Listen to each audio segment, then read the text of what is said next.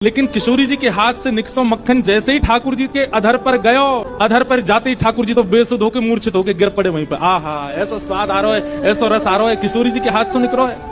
कीर्ति मैया बोली, अरे गोपियों जाओ, जाए करके ले आओ।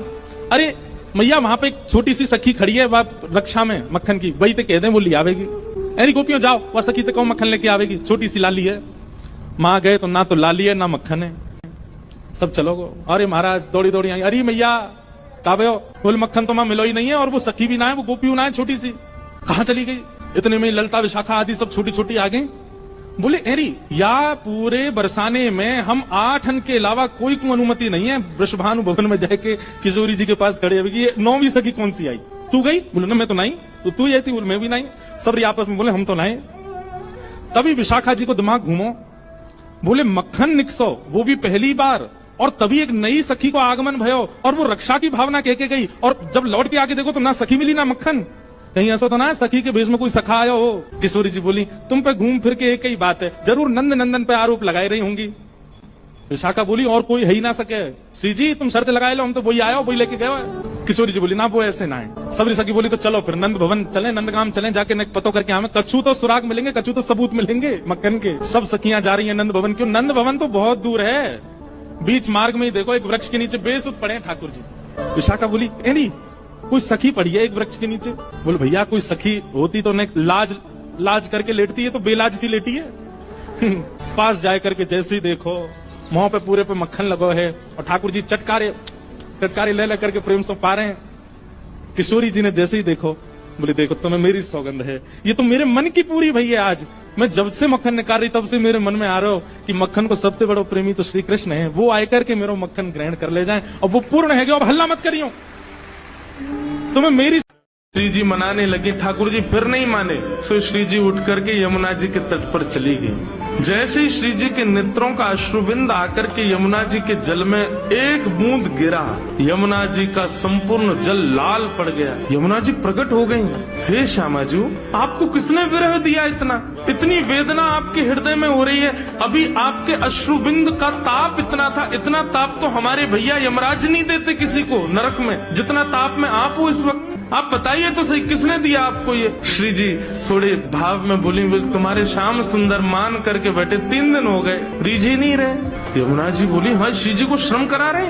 रुको मैं बताऊं इन्हें। तो यमुना जी गई महाराज, और ठाकुर जी जैसी पीताम्बरी, ठाकुर जी जैसा श्रृंगार, ठाकुर जी जैसा मुकुट, ठाकुर जी जैसे बिल्कुल कानों में कुंडल, और श्रृंगार करके जैसे ही यमुना जी आई, श्री जी देख कर, अरे श्याम सुंदर आप मान गए? यमुना जी बोली, हम श्याम सुंदर नहीं है, हम यमुना जी हैं। अरे आप तो बिल्कुल श्याम सुंदर जैसी लग रही हो।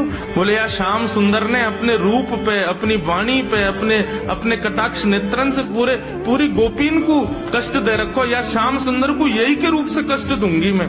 आप यहीं बैठी रही हो राधा रानी, मैं अभी जाऊं। और यमुना जी श्याम सुंदर को रूप धारण करके यमुना जी जा रही हैं, ठाकुर जी मान करके बैठे। सोई बगल से यमुना जी निकलने लगी, नूपुरों की आवाज जैसे छमछम आई, तो ठाकुर जी बोले ये तो हमारे नूपुरन की आवाज है, हम तो यहीं बैठे हैं, ये आवाज कहाँ से आ रही है? और जैसे ही ठाकुर जी ने पीछे देखा, श्याम सुंदर विचरण कर रहे हैं। ठाकुर जी बोले जे कौन है? ठाकुर जी कहे, ओ भैया कौन हो भैया तुम? यमुना जी बोली, हम श्याम सुंदर। ठाकुर जी बोले, श्याम सुंदर तो हम हैं। बोले तुम नकली भेलू पिया, असली हम हैं। और यमुना जी श्याम सुंदर को रूप धारण करके यमुना जी जा रही हैं, ठाकुर जी मान करके बैठे। सोई बगल से यमुना जी निकलने लगी, नूपुरों की आवाज जैसे छमछम आई, तो ठाकुर जी बोले ये तो हमारे नूपुरन की आवाज है, हम तो यहीं बैठे हैं, ये आवाज कहाँ से आ रही है? और जैसे ही ठाकुर जी ने पीछे देखा, श्याम सुंदर विचरण कर रहे हैं। ठाकुर जी बोले जे कौन है? ठाकुर जी कहे, ओ भैया कौन हो भैया तुम? यमुना जी बोली, हम श्याम सुंदर। ठाकुर जी बोले, श्याम सुंदर तो हम हैं। बोले तुम नकली भेलू पिया, असली हम हैं। बोले ऐसे कैसे, तुम पे वंशी बजानी आवे? देखो मैं वंशी बजा के दिखाऊं। ठाकुर जी ने वंशी बजाई, उससे बढ़िया यमुना जी ने बजा दी। बोले मेरे पास काली कमली, तुम्हारे पास है? यमुना जी ने अपनी काली कमली दिखा दी। बोले अब कैसे सिद्ध हो कि असली श्याम सुंदर कौन है? यमुना जी बोली, मैं एक टेर बजाऊंगा, यदि मेरी टेर सुन के राधा रानी बगल में आके खड़ी है गई, तो समझो वही असली श्याम सुंदर, जाके बगल में किशोरी जी आके खड़ी हूँ।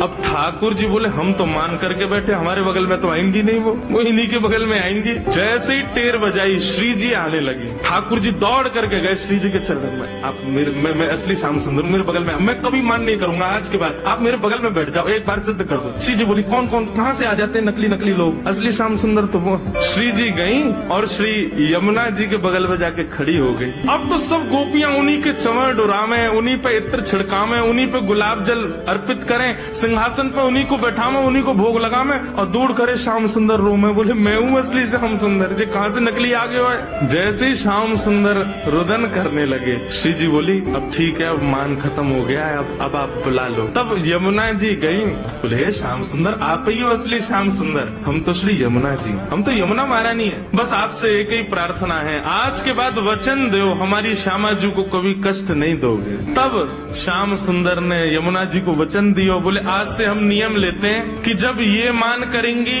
तब हम इनको मनाएंगे, और जब हमें कोई बात बुरी लग जाएगी तो वह भी हम इन्हीं से कह देंगे कि हमको ये बात बुरी लग गई है, मान करो आप ही, हमें ये बात बुरी लग गई, आप ही गुस्सा हो जाओ, फिर तब भी हम ही मना लेंगे। यमुना जी बोले हाँ बस यही नियम रखना, आप कभी मान मत करना, श्री जी ही मान करना।